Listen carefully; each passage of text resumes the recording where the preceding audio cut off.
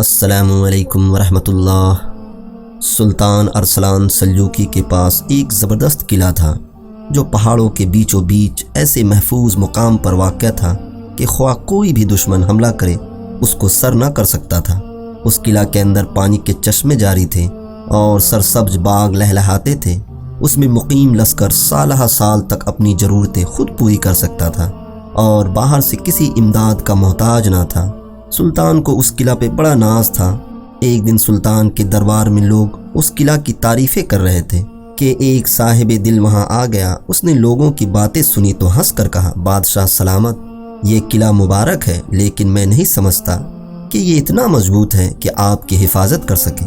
اس قلعہ میں آپ جیسے بہت آئے اور چند دن ٹھہر کر رخصت ہوئے۔ اس قلعہ پر بھروسہ کرنے کے بجائے خدا کے کرم پر بھروسہ کیجیے۔ اینٹ اور پتھر کا قلعہ ایک دن فنا ہو جائے گا، ہاں اگر کچھ باقی رہ جائے گا تو وہ آپ کا نیک نام ہوگا۔ لوگوں کے ساتھ بھلائی کیجیے اور یاد رکھیے کہ نیک نام ایسا مضبوط قلعہ ہے جو ہمیشہ آپ کے کام آئے گا۔